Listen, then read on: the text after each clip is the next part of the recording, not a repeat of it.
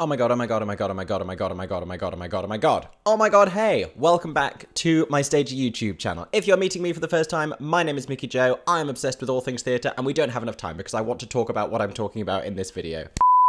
It has finally happened after years of patiently waiting, and by patiently I mean not at all patiently. I have tweeted about this constantly over the last decade. Next to Normal is finally coming to London. Not necessarily the West End, I will get to that in a little bit, but it is finally going to be opening in London. This is such exciting news. It has been hiding from us for so many years. I'm going to explain more about why that has been, but finally we are getting a production of Next to Normal. It is being produced by the Donmar Warehouse in August of 2023, directed by its artistic director Michael Longhurst. We have no information right now about cast, but that does not mean I'm not about to speculate wildly. So stay tuned. In this video, we're going to talk about why it's taken Next to Normal so long to get to London. I'm going to give you some context and backstory on the show if you don't know about this show and want to know why everyone is so excited. And we are going to talk about some potential casting that we could expect, maybe some rumours I've heard, and maybe what I would like to see. All of that is coming in today's video. If you enjoyed this one, make sure you subscribe to my Stagey YouTube channel. This is the space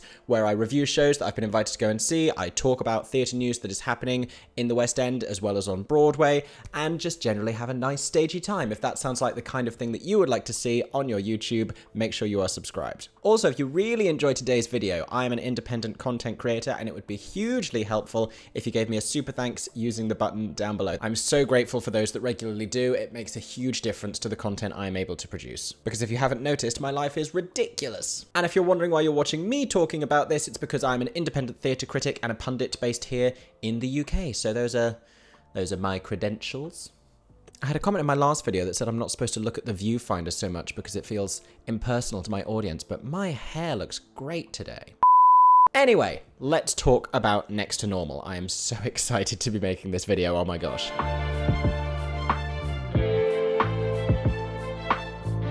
So Next to Normal is a 2008 Broadway musical. It premiered off Broadway, it transferred to Broadway, it had great reviews, it had great audience word of mouth, it became this huge cult hit almost immediately. If Spring Awakening was considered the next Rent, this could be considered the next Rent. It had a contemporary rock score by Tom Kitt and Brian Yorkey, who have more recently written the musical If Then, and it was perhaps best known for its leading performance by Alice Ripley in the role of Diana. So the show is about Diana and her immediate family and her mental health condition and the various treatments that she undergoes in order to try and mitigate her symptoms. A lot of the underlying message of the show is how harrowing some of these treatments can be and how in some cases they can impact your life more so than the actual disease that they are treating. There's also a really interesting parallel with her daughter Natalie and this kind of generational trauma type thing that's going on. But it's a really interesting show. It has such a powerful conversation about mental health that is completely at the forefront. You know, other shows talk about mental health in some capacity, but this puts it front and center on stage. Alice Ripley's performance as Diana sent shockwaves through the Broadway community, and it earned her a Tony Award for playing the role. The show itself did not win the Tony for Best Musical. I am still bitter about it. I love you, Billy Elliot, but it's like choosing between my children. It did, however, win the Pullitzer Prize for Drama, which is maybe even a more coveted prize, because there's only a handful of musicals which have ever done this, and we're talking big, impactful things, like Rent, like Sunday in the Park with George, like Hamilton, like A Chorus Line. So this show is undeniably a big deal. The original Broadway cast also featured a young Jennifer Damiano and a young Aaron Tveit and kind of helped to launch their careers, as well as a bunch of other talented actors, and the late great Marin Maisie replaced Alice Ripley in the role of Diana. Now, for a show that had so much buzz, it subsequently went on a tour of the US, and various regional productions have popped up, allowing great actresses to play the roles of Diana. We've had Andrea Burns playing Diana, we've had Rachel Bay Jones very recently playing Diana to great acclaim. I'm going to talk more about that revival in a little bit. But it's really a fantastic role for an older actress. I was about to say an ex-Elphaba because that's increasingly what I think we're going to be seeing in a lot of these roles, because it's a very vocally demanding part that's also hugely rich in emotion and intensity, and it's just one of the best roles for a musical theatre actress of a certain age that we have right now. There's Sondheim and this. And yet through all of this, the show never came to London, and I finally have a little bit of insight as to why that was.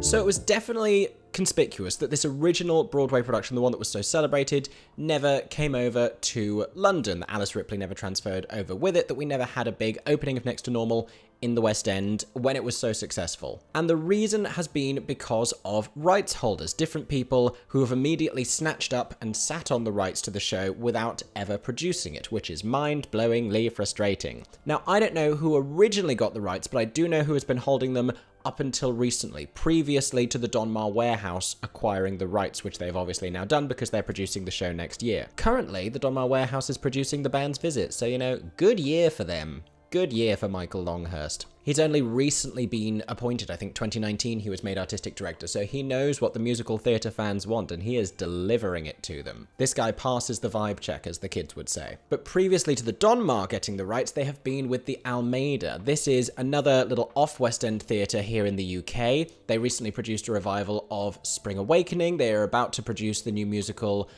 Tammy Faye, based on the life of Tammy Faye Baker, starring Katie Braben and Broadway's Andrew Rannells, with music by Jake Shears and Elton John, very high profile. They are definitely a notable venue. They often get Olivier nods. Various things have premiered there. American Psycho, the musical with Matt Smith, was first produced there. The Mike Bartlett play King Charles III was first produced there. They've had various shows go on to transfer to the West End. Currently, right now, Juliet Stevenson has just opened in The Doctor, which originated life at the Almeida. So they're a high-profile venue, and Next to Normal absolutely makes sense with their vibe, which is why it's baffling to me that Rupert Gold, the artistic director there, held the rights to this for so long and never produced it. Now, I have to assume there's more to that story, because it's such an obvious artistic and commercial win for that venue that fits so well for them, whether they were constantly in pursuit of a particular star for it that they couldn't get, whether there's more to the specificities of the rights agreement, I don't know.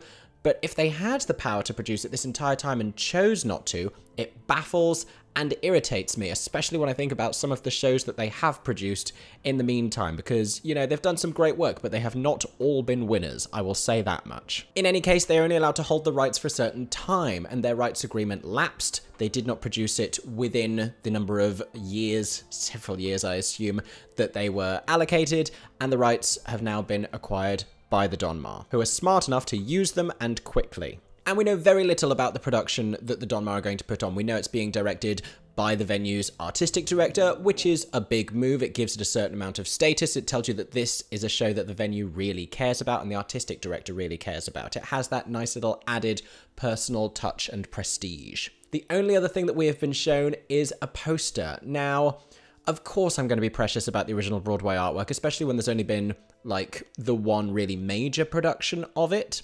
And so that's all that you know. This is not a show that's been revived on Broadway. Yes, it's had regional productions, but for the most part, this is what we associate Next to Normal with looking like. This new poster, I get what it's going for artistically. I get the meaning behind the things it's utilizing. I'm just not vibing with it yet, but honestly, it's at the back of my mind. It's the furthest thing from what I actually care about, because the only thing I can think about right now is casting for this show. So let's talk about rumoured cast and let's speculate wildly about the rest of them.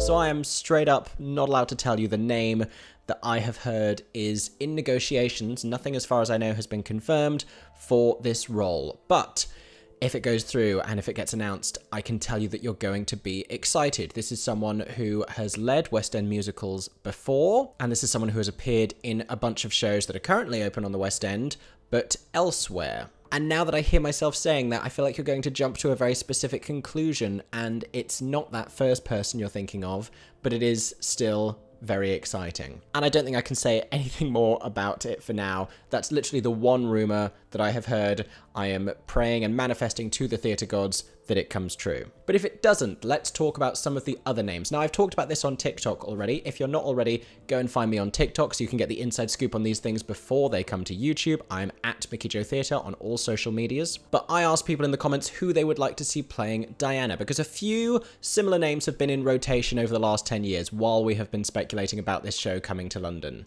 So Jenna Russell is a name that people mention a lot. You know, she's a musical theatre actress who has played some of the great roles. She has taken on some of the great transfers that have come over. When the Bridges of Madison County came over here, she played the lead role in that. She has done Fontaine. She has done a huge amount of Sondheim, you know, with Sunday in the Park with George, with Into the Woods, and Merrily We Roll Along. Oh my gosh, how did I forget her performance in that? And she was also in Urinetown. She played Miss Pennywise, singing the song Privilege to Pee. And that, as far as I am concerned, was her submission of vocal candidacy for this role, because if she can sing that, I believe she can sing Diana. But what makes Jenna a really great candidate for this, as well as being age appropriate, is that she has also performed in so many great plays. She's done really challenging, really exposing work in things like Piaf and Dr. Faustus and Mr. Burns. You know, she's had a really fascinating and varied career over the last decade. And it seems like she's deliberately sought out projects to diversify her resume and showcase what other brilliant kind of acting that she can do. So she is definitely more than capable of playing Diana, and it's probably why she is at the forefront of everyone's minds. However, if we want to see someone a little bit different in the role, we also have some other options. The other name that keeps being talked about is Hannah Waddingham. Now, I have no doubt that Waddingham would be fantastic in this role. If you don't know, I'm a huge Hannah Waddingham fan. Hannah played the witch in the Into the Woods revival at Regent's Park and damn near changed my life.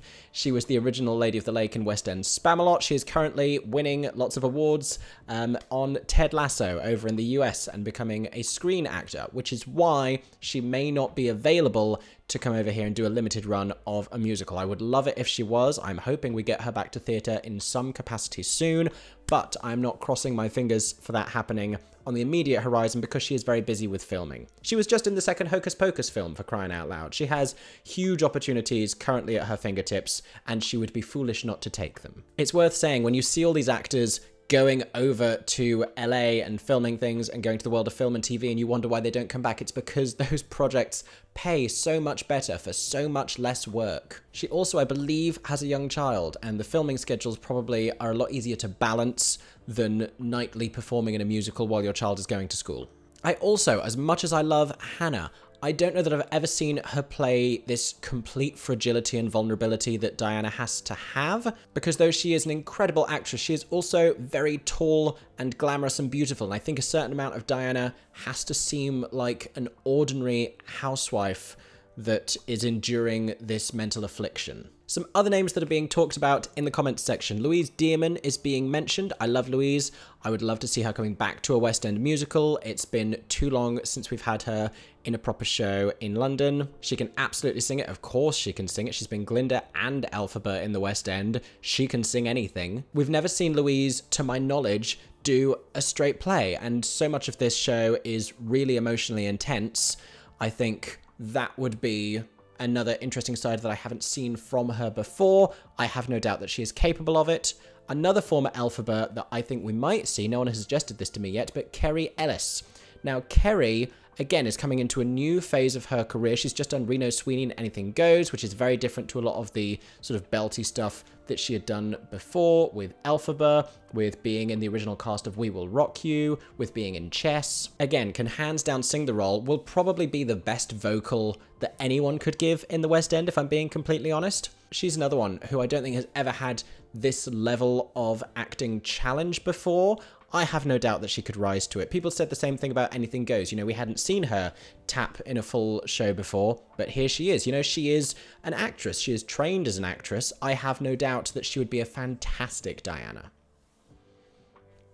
Rebecca Locke is another one that is being mentioned. Again, she could sing it. She's the right age. And she absolutely has a ferocity that she could bring to this role. She's another one I haven't seen that same level of vulnerability from before, but I would be really intrigued for her to explore that. Somebody said Carrie Hope Fletcher in the comment section of my TikTok, and while maybe down the road, I think she's probably still more of a Natalie for now, if not a little bit between the two age ranges, but she is definitely not old enough yet to play Diana. She may have that in her future, but not yet.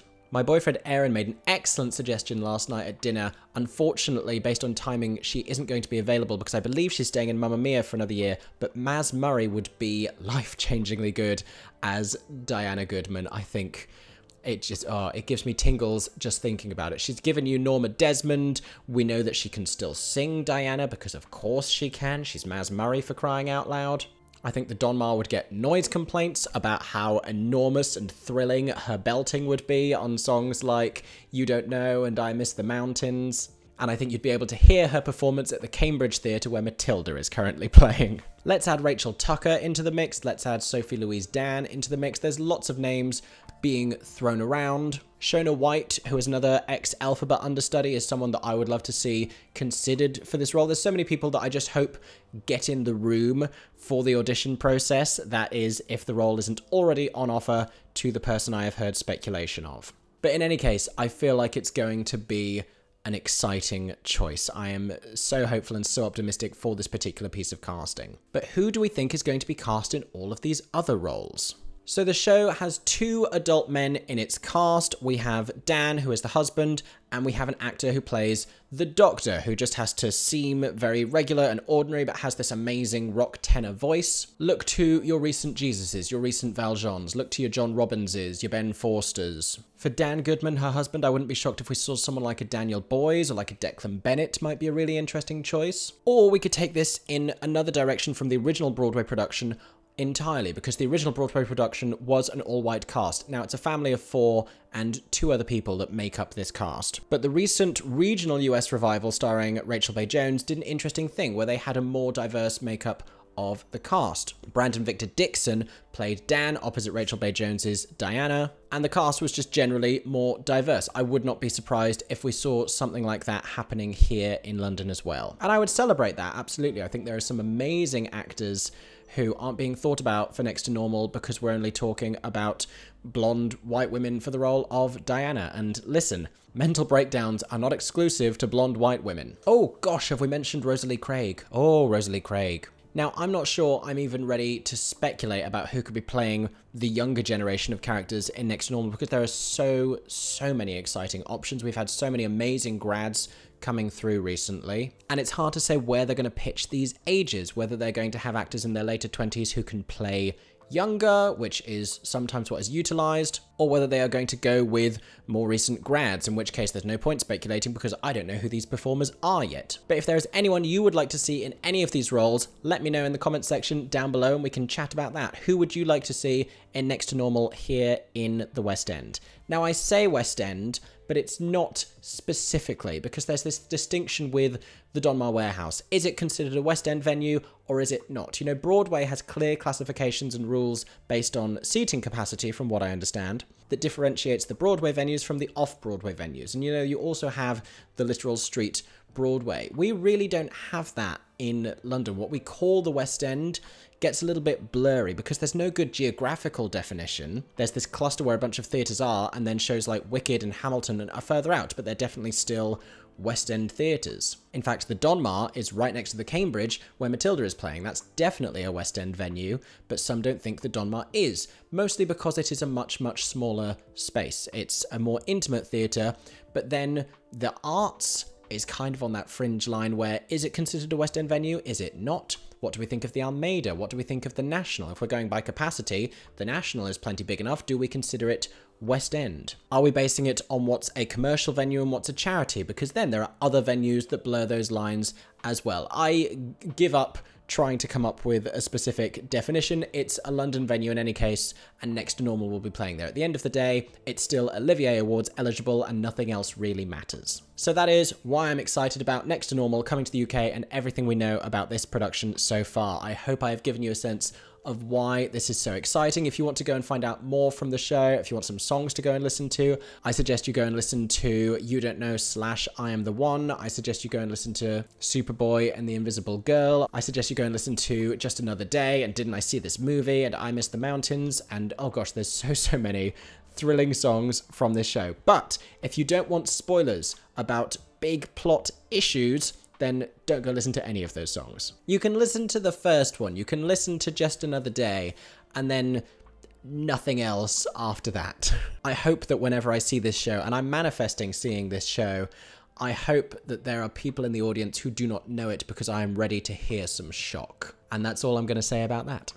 Thank you so much for watching today's video. I hope it was educational and enjoyable. If you did enjoy it, make sure you're subscribed to my Staged YouTube channel. If not, why not? There's plenty more content just like this coming very soon. Like I said, it would be really helpful if you could use the super thanks button down below to support me as a Staged content creator. You can also go to patreon.com/MickeyJoeTheatre to do the same. Don't forget to comment down below with your thoughts about Next to Normal if you're one of the lucky few who saw the production on Broadway or on its US tour or in a subsequent regional production. Let us know all about that as well. I hope that everyone is staying safe and that you have a stagey day.